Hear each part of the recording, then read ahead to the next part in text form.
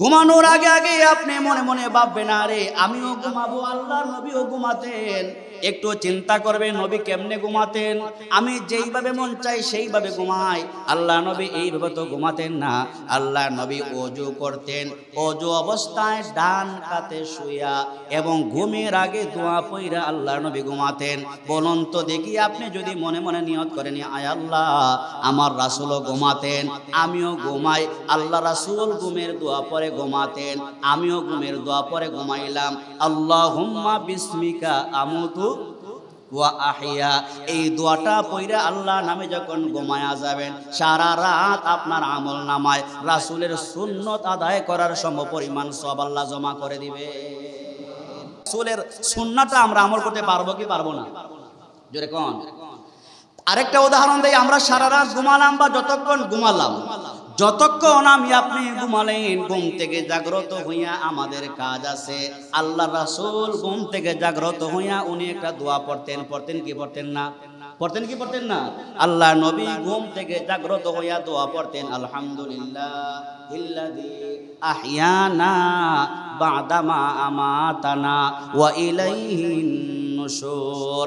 আপনি ঘুম থেকে জাগ্রত হলেন আর মনে মনে নিয়ত করবেন, আয় আল্লাহ আপনার হাবিব ঘুম থেকে জাগ্রত হইয়া এই দোয়াটা পড়েছেন, আমি আমার নবীকে বড় ভালোবাসি, নবীকে বড় মহব্বত করি।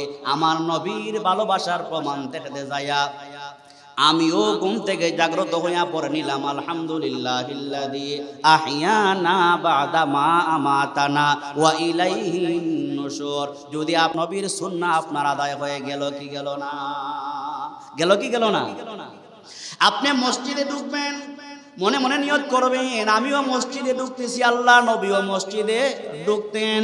মসজিদে ঢোকার সময় আল্লাহ নবী ডান পা আগে দিয়া ঢুকতেন আর দোয়া পরে ঢুকতেন, বিসমিল্লাহি ওয়াসসালাতু ওয়াসসালামু আলা রাসূলিল্লাহ আল্লাহুম্মা আফতাহলি আবওয়াবা রাহমাতিক। এই দোয়াটা পরে আমি যখন মসজিদে ঢুকবো, 1 ঘন্টা, আধা ঘন্টা, 40 মিনিট যতক্ষণ পর্যন্ত থাকবেন, স্বয়ং রব আপনার উপর রহমত নাজিল করতে থাকবে। সুবহানাল্লাহ। আল্লাহ সুবহানাহু ওয়া তাআলা কুরআনুল কারীমের সূরা আল ইমরানের 31 নম্বর আয়াতের মধ্যে বলেন, কুল ইন কুনতুম তুহিব্বুনাল্লাহ। আল্লাহ রাব্বুল আলামিন তার নবীকে সম্বোধন করে বলেন, নবী আমার, কুল, হে নবী আপনার উম্মতদেরকে আপনি ঘোষণা করে দিন, আপনি বলে দিন, তুহিব্বুনাল্লাহ, আপনার উম্মত যারা আমি রব্বুল আলামিনকে ভালোবাসতে চায়, ফাত্তাবিউনি, যারা আপনার উম্মত, যারা আমি রবকে ভালোবাসতে চায়, মহব্বত করতে চায়, নবী আপনি আপনার উম্মতদেরকে বলে দিন, ফাত্তাবিউনি, আপনি নবী মুহাম্মদুর রাসূলুল্লাহর অনুসরণ করে। সুবহানাল্লাহ। এর মানে হলো আল্লাহ পাক বুঝাইতে চান, নবী আমার আপনি বলে দিন, আপনার উম্মতরা যদি আমি রবকে ভালোবাসতে চায়, আমাকে যদি মহব্বত করতে চায়, তাহলে ফাত্তাবিউনি, তারা যেন আপনার অনুসরণ করে, আপনার অনুকরণ করে। তারপরে আল্লাহ বলেন, আপনার অনুসরণ করলে, আপনার অনুকরণ করলে, ইউহিব্বুকুমুল্লাহ, আমি রব আপনার উম্মতদের ভালোবাসবো। সুবহানাল্লাহ। আপনার উম্মতদেরকে বলেন তারা যেন আপনার অনুসরণ করে, আপনার অনুকরণ করে।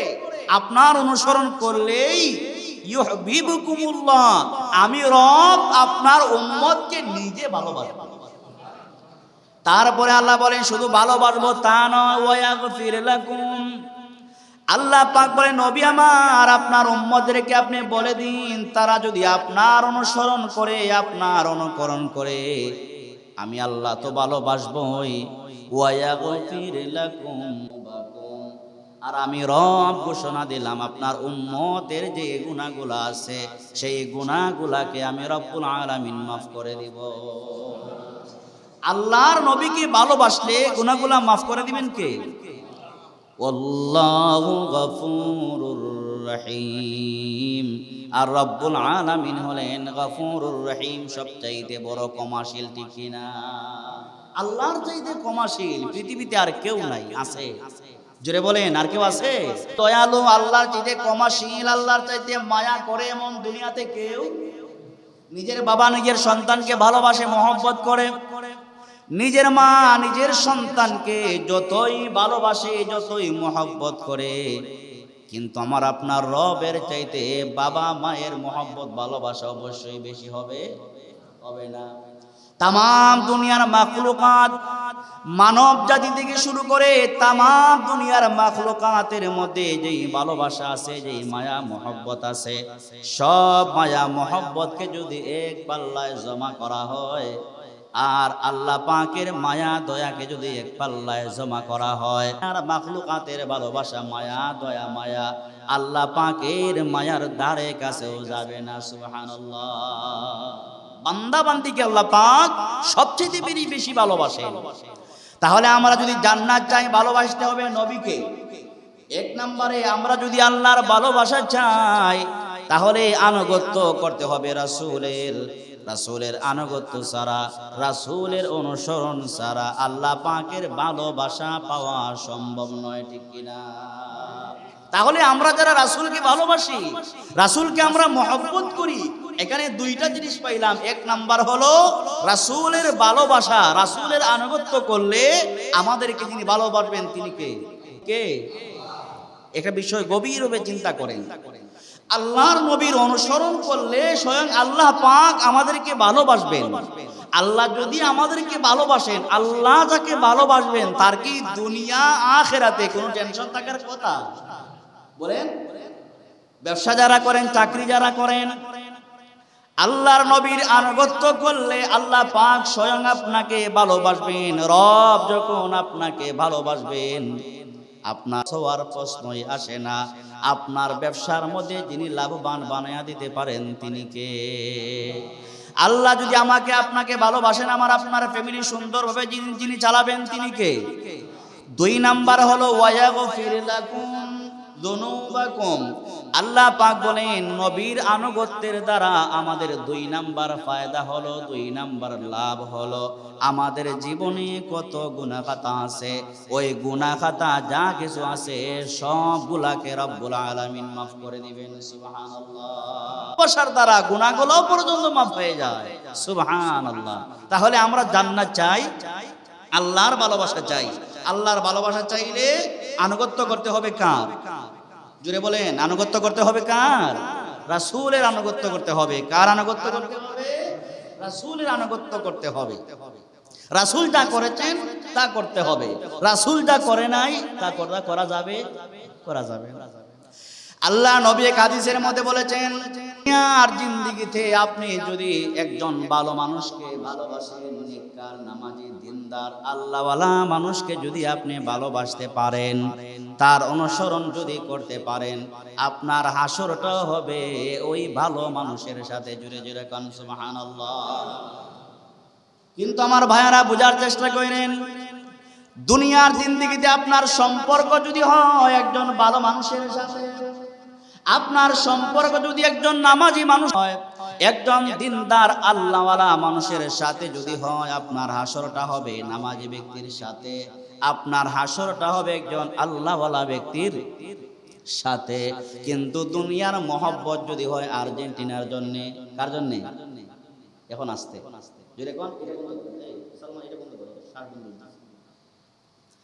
এখন আপনার মহব্বত যদি হয় ইহুদি খ্রিস্টানদের জন্য, ইহুদি খ্রিস্টানদের জন্য আমাদের প্রেম ভালোবাসা আছে না নাই? কথা কয় না, আছে না নাই? ইহুদি খ্রিস্টানদের জন্য আমাদের অনেকেরই ভালোবাসা আছে, প্রেম আছে। নামাজ পড়ে 5 ওয়াক্ত আর্জেন্টিনার পতাকা ভালোবাসা দেখানোর জন্য আর্জেন্টিনার পতাকা ছাদের উপরে টানায়া রেখে দিয়েছে। খ্রিস্টানদেরকে ভালোবাসে, ব্রাজিলকে ভালোবাসে, ব্রাজিলের পতাকা ছাদের উপরে টানায়া রেখে দিয়েছে। এমন ইমানদার মুসলমান আছে না নাই? আছে না নাই? যেই ইহুদি খ্রিস্টানকে আপনি সাপোর্ট করলেন, ওই সাপোর্ট করা দল যদি বিজয়ী হয় তাহলে কি করে? র্যালি করে, আনন্দ মিছিল করে।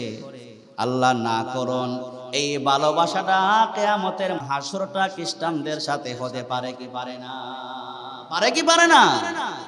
রাগ কইরেন না, রাগ করলে আর কি হবে? রাগ করলে তো আর কিছু করতে পারবেন না আমার, ঠিক না? এগুলা কি বলার দরকার আছে না নাই? আছে না নাই? আজকে হাজার হাজার যুবক রাতে ঘুম নাই, হাজার হাজার যুবক রাতে ঘুম নাই। যুবকরা বলবে হুজুর শুধু আমরা না, মুরব্বীরাও সাথে আছে, আসেনি না নাই? শুধু যুবকরা যে ঘুমায় না তা না, হাজার হাজার লম্বা লম্বা দাড়িওয়ালা মুরব্বী আছে না নাই? দোকানে, নিজের বাসায়, ছাদের উপরে বড় টিভির পর্দায় ফুটবল খেলা দেখে, খ্রিস্টানের খেলা দেখে, আবার মাঝে মধ্যে তার সাপোর্ট করা দল বিজয় হইলে সিন্নিও বিতরণ করে। এমন নাফরমান মুসলমান ইমানদার আছে না নাই? আমি যে এই কথাটা বলতে চাই, রাগ কইরেন, আল্লাহর নবী বলেন দুনিয়ার জিন্দেগিতে একজন ভালো মানুষকে যদি আপনি মহব্বত করেন, হাসরটা যদি ভালো মানুষের সাথে হয়, খ্রিস্টানকে আপনি ভালোবাসলেন, আপনি ইহুদি নাসারাদেরকে আপনি ভালোবাসলেন, আর ওই ভালোবাসাটা কিয়ামতের ময়দানে আপনার ওই খ্রিস্টানদের সাথে যদি আপনার হাসরটা হয়ে যায়, চিন্তা করে দেখেন আপনার ঠিকানা জান্নাত হবে না জাহান্নাম। চিন্তার দরকার আছে না না? দরকার আছে না না? আফসোস। এই জন্য আমার ইমানদার বার আল্লাহ নবী বলেন মান আহাব্বা সুন্নতি ফাকাদ আহাব্বানি। নবীজি দুনিয়াতে নাই, নবীর আদর্শ কিয়ামত পর্যন্ত দুনিয়াতে আছে, কিয়ামত পর্যন্ত থাকবে। নবী বলেন মান আহাব্বা সুন্নতি, যে ব্যক্তি আমার সুন্নাহকে ভালোবাসলো, আমার সুন্নাহকে মহব্বত করলো, আমার আদর্শকে ভালোবাসলো, আমার আদর্শকে সে অনুসরণ করলো, অনুকরণ করলো, ফামান আহাব্বানি, সে যেন আমি নবীকে ভালোবাসলো, মহব্বত করলো, ওয়ামান আহাব্বানি কানা মাই ফিল জান্নাহ, আর আমার প্রতি তার ভালোবাসা থাকার কারণে এই ভালোবাসাটাই কিয়ামতের ময়দানে আমার উম্মত আমি নবীর সাথে জান্নাতে বসবাস করতে পারবে। সুবহানাল্লাহ, বসবাস করতে পারবে। সুবহানাল্লাহ। ওই ইমানদার বার আল্লাহর পাক রব্বুল আলামিন একজন সাহাবীকে কেন্দ্র করে কোরআনের একটা আয়াত নাযিল করেছেন। সাহাবীর নাম হযরতে সাওবান রাদিয়াল্লাহু আনহু। সাহাবায়ে কেরামকে আল্লাহ কেন এত সম্মানিত করেছেন, কেন আল্লাহ পাক এত মর্যাদাশীল বানিয়েছেন? সাহাবীরা নিজের জীবনটাকে কুরবান করে আল্লাহর নবীকে তারা ভালোবাসার নজির দেখিয়েছেন, ঠিক কিনা? আল্লাহ নবীকে কতটুকু ভালোবাসতেন, তারা নবীকে ভালোবাসার নজির দেখাতে যা নিজের জীবনটাকে আল্লাহর রাহে তারা কুরবান করে দিয়েছেন। সুবহানাল্লাহ। আমরা তো শুধু মুখে মুখে ভালোবাসি, ঠিক না? মুখে মুখে আমরা কি করি? ভালোবাসি। সাহাবায়ে কেরাম নিজের জানকে উৎসর্গ করে, নিজের জানকে কুরবান করে আল্লাহর নবীকে ভালোবাসতেন, মহব্বত করতেন। যেমন নবীর একজন সাহাবী হযরতে সাওবান রাদিয়াল্লাহু আনহুর কথা কোরআনে উল্লেখ করা হয়েছে। হযরতে সাওবানকে উল্লেখ করে হযরতে সাওবানকে সান্ত্বনা দেওয়ার জন্য মহান রব কোরআনুল কারীমে একটা আয়াত পর্যন্ত নাজিল করে দিয়েছেন। জোরে কোন সুবহানাল্লাহ। চিন্তা করেন, শুধু ওয়াজ শুনেন না, বসে বসে চিন্তা করেন। সাহাবায়ে কেরাম তো আমাদের মতো মানুষ ছিলেন, আমাদের মতো মানুষ ছিলেন না, কিন্তু আমাদের মতো মানুষ হলেও তাদের সম্মান আর আমাদের সম্মান আকাশ পাতাল না, এর চাইতে বেশি, ঠিক কিনা? নবীর একজন সাহাবীর সম্মান মর্যাদা কত বেশি! বলে নবীর যে সাহাবীরা যুদ্ধের ময়দানে যে ঘোড়ার উপর সওয়ার হইয়া যুদ্ধ করেছেন, ঘোড়ার উপর সওয়ার হইয়া যে যুদ্ধ করেছেন, ঘোড়ার পায়ে যে দোলা বালিগুলা লেগেছে, ওই ঘোড়ার পায়ের একটা বালুর কণা যদি এক পাল্লায় রাখা হয়, আর তামাম দুনিয়ার উম্মতে মুসলিমার সওয়াব সম্মান যদি এক পাল্লায় রাখা হয়, আল্লাহর কসম সাহাবীর পায়ের একটা বালুর কণার সমানও হবে না। সাহাবায়ে কেরাম কি সম্মান আর কি মর্যাদা আল্লাহ পাক দিয়েছেন। কেন দিয়েছেন? শুধু সিন্নি ফুলাওয়ার ডেক বইরা জিলাপি আর মিষ্টি খাইতেন এজন্য না। নবীর ভালোবাসায় মনকে মন মিষ্টি বিতরণ করে, করে কি করে না? ঈদ মিলাদুন নবী করেন, আমরা বাধা দেই না, আমরাও করি, আপনারাও করেন। মিলাদুন নবী নাম দিয়া কেজি কেজি মিষ্টি নিজে খায়, বাসায় নিয়ে যায়। নবীজির ভালোবাসা দেখাতে যায় ডেগের ডেগ সিন্নি বিতরণ করে, মহব্বত দেখাতে যায় সিন্নি বিতরণ করে। কিন্তু যিনি সিন্নি বিতরণ করেন তার মধ্যে নবীর সুন্নাহ দাড়ি নাই, ঠিক কিনা? এর মুখেই দাড়ি নাই, কয়েকবার নবীকে ভালোবাসে। এর চেয়ে ধোঁকাবাজ আর সমাজে কেউ আছে? জুড়ে বলেন, এর চেয়ে ধোঁকাবাজ কি আর কেউ হতে পারে? আগে নবীর সুন্নাহর উপর আমল করেন, তারপরে মহব্বত দেখান। কথাগুলো কারো উপর চলে গেলে রাগ কইরেন না। যেই কথা বলতে যে আল্লাহ নবীর সাহাবী আল্লাহ নবীকে কি পরিমাণ ভালোবাসতেন, মহব্বত করতেন শুনেন। সাহাবীর নাম হযরতে সাওবান রাদিয়াল্লাহু আনহু। আল্লাহ নবীকে কত ভালোবাসতেন। সাহাবীর শরীরটা খুবই ভালো ছিল, সুন্দর ছিল, স্বাস্থ্য ভালো ছিল। কিন্তু কয়েকদিন যাবত নবীর সাহাবী হযরতে সাওবান শুকিয়ে কঙ্কাল হয়ে যাচ্ছে। কমে কমে একজন হালকা হয়ে যাচ্ছে, একদম জীর্ণ শীর্ণ দুর্বল হয়ে যাচ্ছে। চেহারা রংটা ফ্যাকাশে হয়ে যাচ্ছে, চেহারা রংটা দিন দিন যেন মলিন হয়ে যাচ্ছে। আপনার একজন সন্তান যদি দিন দিন দুর্বল হয়ে যায়, অবশ্যই বাবা জিজ্ঞেস করবে কেন তোমার কি হয়েছে, অসুস্থ সম্পর্কে জিজ্ঞাসা করবে, করবে না? তো আল্লাহ নবীর সাহাবী দিন দিন শুকিয়ে কঙ্কাল হয়ে যাচ্ছে। আল্লাহ নবী জিজ্ঞেস করলেন, ও কলিজার টুকরা সাহাবী, তোমার শরীরের স্বাস্থ্য ভালো ছিল, চেহারা রং তোমার ভালো ছিল, কিন্তু ব্যাপারটা বুঝলাম না, দিন দিন তুমি শুকায়া কেন কঙ্কাল হয়ে যাচ্ছ, বিষয়টা কি? আল্লাহ নবীকে বললেন, ইয়া রাসূলুল্লাহ, ইয়া হাবিবাল্লাহ, ওগো আল্লাহ নবী, আমি আপনাকে কতটুকু ভালোবাসি, কি পরিমাণ ভালোবাসি। ইয়া রাসূলুল্লাহ, এই ভালোবাসার কারণে, আপনাকে যে ভালোবাসি, এই ভালোবাসার কারণে আমি সাওবান দিন দিন শুকায়া কঙ্কাল হয়ে যাচ্ছি। জোরে কোন সুবহানাল্লাহ। কেমন ভালোবাসা শুনেন। নবীকে বলতেছে, নবী আমার আপনাকে ভালোবাসি, ভালোবাসার কারণে আমি দিন দিন শুকায়া কঙ্কাল হয়ে যাচ্ছি। ভালোবাসাটা হলো ইয়া রাসূলুল্লাহ, ইয়া হাবিবাল্লাহ, এই দুনিয়ার জিন্দেগিতে আপনি নবীর কাছে যতক্ষণ পর্যন্ত বসা থাকি, আমি সাওবানের মনে বড় ভালো লাগে, বড় শান্তি লাগে, কোনো অশান্তি আমার ভিতরে সৃষ্টি হয় না। নবী গো, আপনার খেদমত থেকে যখন আমি বাড়িতে যাই, বাসায় যাই, আমার ভিতরে পেরেশানি যখন সৃষ্টি হয়ে যায়, আমি আমার বাসায় না থাইকা আপনার খেদমতে হাজির।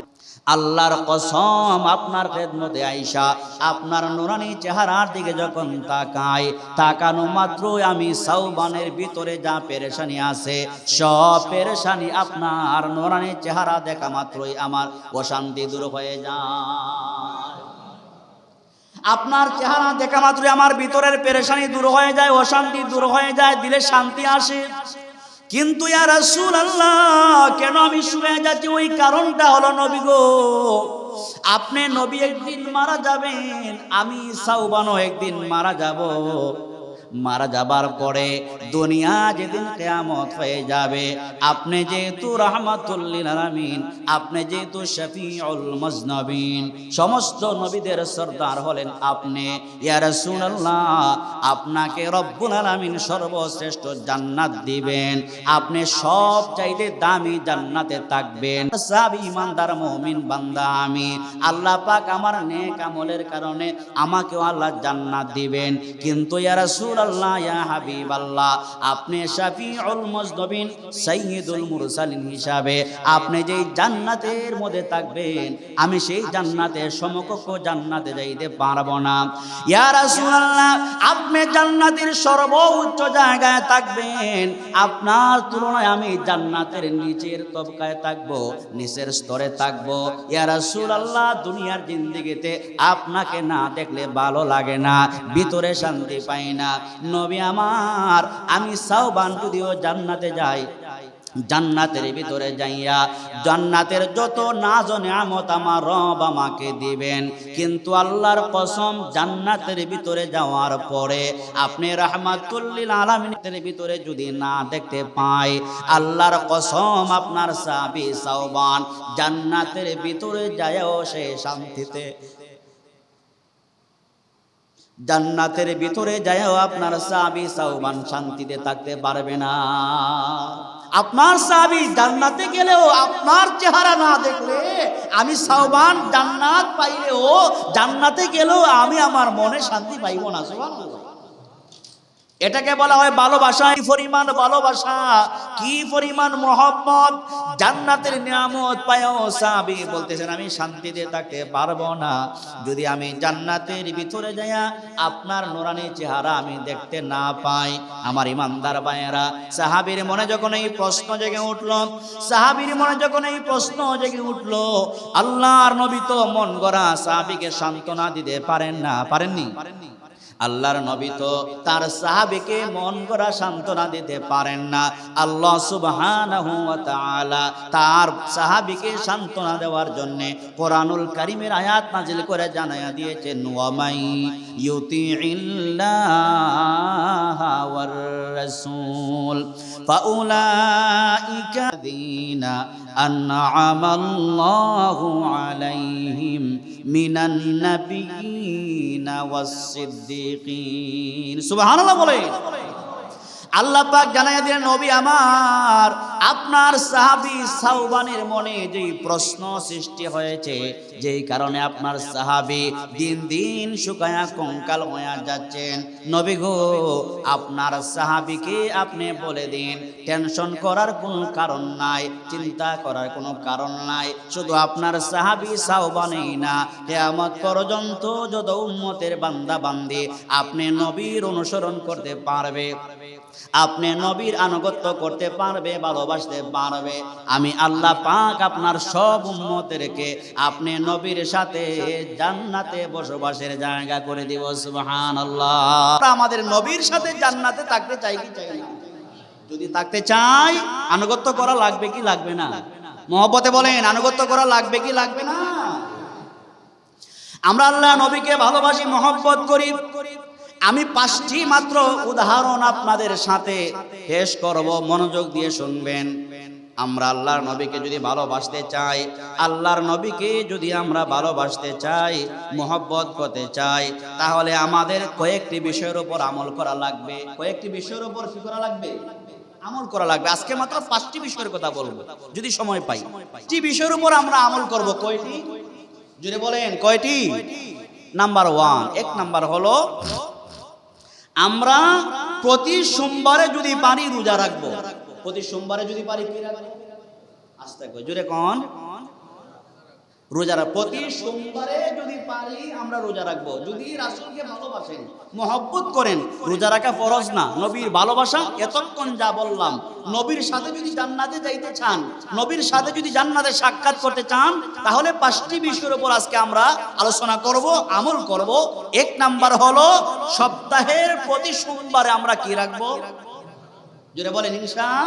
সপ্তাহের প্রতি সোমবারে আমরা রোজা পালন করব, সিয়াম পালন করব। সাহাবীরা জিজ্ঞেস করলেন, ইয়া রাসূলুল্লাহ, ইয়া হাবিবাল্লাহ, আপনি সোমবার দিনে রোজা রাখেন কেন? নবীজি বললেন, সাহাবীরা শোনো, সোমবার দিনে আল্লাহ পাক আমাকে 2টা নিয়ামত দিয়েছেন। 1 নাম্বার হলো সোমবার দিনে আমি নবীকে আল্লাহ পাক দুনিয়াতে সৃষ্টি করেছেন। সুবহানাল্লাহ। 2 নাম্বার হলো আমি নবীর কাছে যেদিন আল্লাহ পাক কোরআন নাজিল করেছিলেন, ওই দিনটা ছিল সোমবার দিন, অর্থাৎ সোমবার দিনে আমার জন্ম হয়েছে। সোমবার দিনে রবের পক্ষ থেকে আমার উপর সর্বপ্রথম কোরআন নাজিল হয়েছে। সুবহানাল্লাহ। নিয়ামত আমাদের সামনে, আমাদের নবীর জন্মদিন। 2 নাম্বার হলো ওই দিন আল্লাহ পাক নবীর কাছে কোরআন নাজিল করেছেন। এই 2টা কারণকে উল্লেখ করে আমরা যদি পারি রোজা রাখতে পারবো, রোজা রাখবো ইনশাআল্লাহ। আর যদি এখন রোজা রাখবো ইনশাআল্লাহ। 2 নাম্বার হলো জীবনের প্রতিটি কাজ রাসূল পাক সাল্লাল্লাহু আলাইহি ওয়াসাল্লামের সুন্নাহ তরিকায় করা। 2 নাম্বার হলো আমার জীবনের যতটা কাজ আছে, প্রত্যেকটা কাজ করার আগে ওই কাজের মধ্যে রাসূলের সুন্নাহ অবশ্যই থাকবে। অবশ্যই আমার কাজের মধ্যে রাসূলের সুন্নাহ আছে না নাই? আমরা যা করি আল্লাহ রাসূলকে এগুলা করছেন না? কথা বলেন, করছেন না? আমরা ঘুমাই, রাসূলও ঘুমাইছেন। আমরা খানা খাই, রাসূলও খানা খাইছেন। আমরা বাথরুমে যাই, রাসূলও বাথরুমে গেছেন। আমরা নামাজে আসি, আল্লাহ রাসূলও নামাজ পড়তেন। আমরা রাজনীতি করিতেন, আমরা কথা বলি, রাসূলও কথা বলতেন। আমরা নামাজ ইমামতি করি, রাসূলও ইমামতি করতেন। প্রত্যেকটা কাজে, প্রত্যেকটা সেক্টরে আল্লাহর নবীর অনুসরণ সুন্নাহ আছে না নাই? জোরে কোন আছে না নাই? 2 নম্বরে আমরা আল্লাহ নবীর সুন্নাহকে ফলো করব, মানব। সহজ করে যদি বুঝাই, আমরা মনে করেন সারাদিনের ক্লান্তি দূর করার জন্য রাত্রিবেলায় খাবার খাওয়ার পরে যখন আমরা ঘুমাতে যাই, বলুন তো দেখি ঘুমানোর সময় আল্লাহর নবীর সুন্নাহ ঘুমের মধ্যে আছে না না? আল্লাহ রাসূলের সুন্নাহ ঘুমানোর আগে আগে আপনি মনে মনে ভাববেন, আরে আমিও ঘুমাবো, আল্লাহর নবীও ঘুমাতেন। একটু চিন্তা করবেন নবী কেমনে ঘুমাতেন। আমি যেইভাবে মন চাই সেইভাবে ঘুমাই, আল্লাহ নবী এইভাবে তো ঘুমাতেন না। আল্লাহ নবী ওযু করতেন, ওযু অবস্থায় ডান কাতে শুয়া এবং ঘুমের আগে দোয়া পড়া আল্লাহ নবী ঘুমাতেন। বলুন তো দেখি আপনি যদি মনে মনে নিয়ত করেন, আয় আল্লাহ আমার রাসূলও ঘুমাতেন, আমিও ঘুমাই, আল্লাহ রাসূল ঘুমের দোয়া পরে ঘুমাতেন, আমিও ঘুমের দোয়া পরে ঘুমাইলাম। আল্লাহুম্মা বিসমিকা আমুতু ওয়া আহিয়া, এই দোয়াটা পড়ে আল্লাহ নামে যখন ঘুমায়া যাবেন, সারা রাত আপনার আমল নামায় রাসূলের সুন্নত আদায় করার সমপরিমাণ সওয়াব আল্লাহ জমা করে দিবে। রাসূলের সুন্নাহটা আমরা আমল করতে পারবো কি পারবো না? জোরে কোন। আরেকটা উদাহরণ দেই, আমরা সারা রাত ঘুমালাম বা যতক্ষণ ঘুমালাম, যতক্ষণ আমি আপনি ঘুমালেন, ঘুম থেকে জাগ্রত হইয়া আমাদের কাজ আছে। আল্লাহ রাসূল ঘুম থেকে জাগ্রত হইয়া উনি একটা দোয়া পড়তেন, পড়তেন কি পড়তেন না? পড়তেন কি পড়তেন না? আল্লাহ নবী ঘুম থেকে জাগ্রত হইয়া দোয়া পড়তেন, আলহামদুলিল্লাহিল্লাযী আহইয়ানা বা'দামা আমাতানা ওয়া ইলাইহিন নুশুর। আপনি ঘুম থেকে জাগ্রত হলেন আর মনে মনে নিয়ত করবেন, আয় আল্লাহ আপনার হাবিব ঘুম থেকে জাগ্রত হইয়া এই দোয়াটা পড়েছেন, আমি আমার নবীকে বড় ভালোবাসি, নবীকে বড় মহব্বত করি, আমার নবীর ভালোবাসার প্রমাণ দেখাতে যাইয়া আমিও ঘুম থেকে জাগ্রত হইয়া পড়ে নিলাম, আলহামদুলিল্লাহিল্লাযী আহইয়ানা বা'দা মা আমাতানা ওয়া ইলাইহিন নুশুর। যদি নবীর সুন্নাহ আপনার আদায় হয়ে গেল কি গেল না? গেল কি গেল না? আপনি মসজিদে ঢুকবেন, মনে মনে নিয়ত করবেন, আমিও মসজিদে ঢুকতেছি, আল্লাহ নবীও মসজিদে ঢুকতেন। মসজিদে ঢোকার সময় আল্লাহ নবী ডান পা আগে দিয়া ঢুকতেন আর দোয়া পরে ঢুকতেন, বিসমিল্লাহি ওয়াসসালাতু ওয়াসসালামু আলা রাসূলিল্লাহ আল্লাহুম্মা আফতাহলি আবওয়াবা রাহমাতিক। এই দোয়াটা পরে আমি যখন মসজিদে ঢুকবো, 1 ঘন্টা, আধা ঘন্টা, 40 মিনিট যতক্ষণ পর্যন্ত থাকবেন, স্বয়ং রব আপনার উপর রহমত নাজিল করতে থাকবে। সুবহানাল্লাহ। আপনার উপর রহমত নাজিল করবেন কে? 2 নম্বরে মসজিদ থেকে বের হবেন, মনে মনে নিয়ত করবেন, আয় আল্লাহ মসজিদে এতক্ষণ ছিলাম, বাড়িতে যাওয়ার প্রয়োজন আছে, আছে না নাই? বাড়িতে যাওয়ার প্রয়োজন আছে। আপাতত আপনার ঘর মসজিদ থেকে বের হয়ে যাচ্ছি, আল্লাহ এই দোয়াটা পড়ে আপনি যখন মসজিদ থেকে বের হবেন, আল্লাহর কসম আপনি যদি ব্যবসায়ী হন, আপনার ব্যবসায় আল্লাহ বরকত দিবেন। আপনি যদি চাকরিজীবী হন, আপনার রুজিতে আল্লাহ বরকত দিবেন। আপনি যেই লাইনে রুজি রোজগারে থাকেন, কাজ কর্মে থাকেন, প্রত্যেকটা কাজ কর্মে রব্বুল আলামিন বারাকা দেওয়ার শক্তি আছে না নাই? আছে না নাই? 3 নাম্বার একটা সহজ উদাহরণ দেই। আল্লাহ নবী ছোট বাচ্চাদেরকে মহব্বত করতেন, ভালোবাসতেন, আদর করতেন, স্নেহ করতেন। করতেন কি করতেন না? করতেন কি করতেন না? বাচ্চাদেরকে বড় আদর করতেন, মহব্বত করতেন। আমিও আমার বাচ্চাকে আদর করি, মহব্বত করি, আমরা সবাই করি। আপনার নিজের বাচ্চাকে চুমু দিবেন, আদর করবেন, মায়া করবেন। এর আগে শুধু নিয়তটাকে একটু সহি করবেন। আল্লাহ নবীও ছোট বাচ্চাদেরকে ভালোবাসতেন, মহব্বত করতেন। আমি আল্লাহ নবীর সুন্নাহটা জিন্দা করার জন্য আমি আমার বাচ্চাটাকে চুমা দিলাম, আদর করলাম, মায়া করলাম, আদর করলাম, মায়া করলাম। এই সুন্নাহ নিয়ত নিয়ে যদি আপনার বাচ্চাটার সাথে আদর করেন, ভালোবাসা দেন, এটা কিয়ামতের ময়দানে আপনার জন্য নাজাতের উসিলা হতে পারে কি পারে না? এটা আপনার জন্য নাজাতের উসিলা হতে পারে কি পারে না? তাদেরকে ভালোবাসবো, মহব্বত করব, আল্লাহর নবীর সুন্নাহকে জিন্দা করার জন্য পারবো না ইনশাআল্লাহ? নিজের বাচ্চাই হোক, নিজের নাতি হোক, অথবা যে কোনো মানুষের বাচ্চা হোক, আমি আদর করব, তাকে স্নেহ করব, মায়া করব, আল্লাহ নবীর সুন্নাহটা জিন্দা করার। জুমার দিন আসবেন, 4-5টা চকলেট নিয়ে আসবেন, আমি তো আনি নাই। 4-5টা চকলেট নিয়ে আসবেন, 10-12টা চকলেট নিয়ে আসলেন। হ্যাঁ, মসজিদ থেকে বের হওয়ার সময় ছোট বাচ্চা বাইরে একটা একটা করে দিয়া দিলেন, দেখবেন আপনার চকলেট 1 টাকা বা 5 টাকা এই চকলেটটা পায়া এই ছোট বাচ্চারা লাফাইবে আনন্দে, সে খুশি হয়ে যাবে, আপনার জন্য দোয়া করবে, আল্লাহ আল্লাহ খুশি হবেন।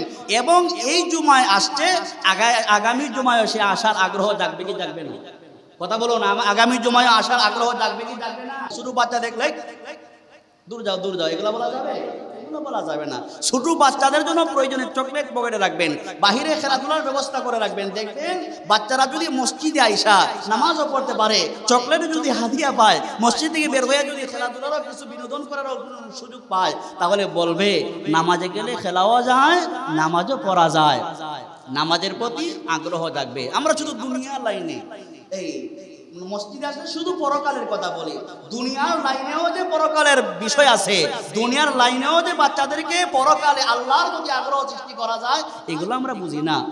বাংলাদেশের প্রত্যেকটা মসজিদের সামনে শিশু বাচ্চাদের জন্য, ছোট বাচ্চাদের জন্য যদি খেলাধুলার ব্যবস্থা করে রাখা হইতো, দেখতেন এলাকার পোলাপান বাচ্চারা এখানে এসে খেলতো, সুন্দর একটা পরিবেশ সৃষ্টি হয়ে যেত, ঠিক কিনা? মদিনায় গেছেন, ছোট ছোট বাচ্চারা নামাজের আগে দিয়ে এমন দৌড় দিতেছে, কেউ তো তাদেরকে দৌড়ায় না দৌড়ায়। যদি এই ঘটনা, এই কাহিনী আমাদের নামাজের আগে দিয়ে যায়, সুবহানাল্লাহ, ফতোয়া সকলের আগে ফতোয়া বের হবে, এটা কার বাচ্চা, কার সন্তান, আসবে কি আসবে না? যাই হোক, সময় শেষের পথে, সময়টা যেইভাবে শেষ হয়ে যায়, আমার জীবনটাও আপনার জীবনটাও এইভাবে শেষ হয়ে যাচ্ছে। কথা ঠিক না? সময়টা যেভাবে শেষ হয়ে যাচ্ছে, আমাদের জীবনটাও এইভাবেই শেষ হয়ে যাচ্ছে।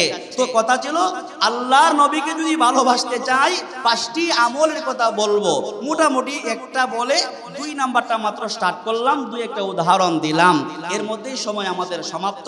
আল্লাহ সুবহানাহু ওয়া তাআলা এই পর্যন্ত যা বললাম, কমপক্ষে আমল করার তৌফিক আল্লাহ দান করুন। আগামী জুমা বাকিগুলা বলার চেষ্টা করব। আল্লাহ যদি হায়াতে বাঁচিয়ে রাখেন আপনাদেরকে, আমাদেরকে, আল্লাহ পাক আমাদের হায়াতে তয়্যিবা তবিলা মুবারাকা দান করুন। সকলে বলি আল্লাহুম্মা আমিন। আসসালামু আলাইকুম ওয়া রাহমাতুল্লাহ।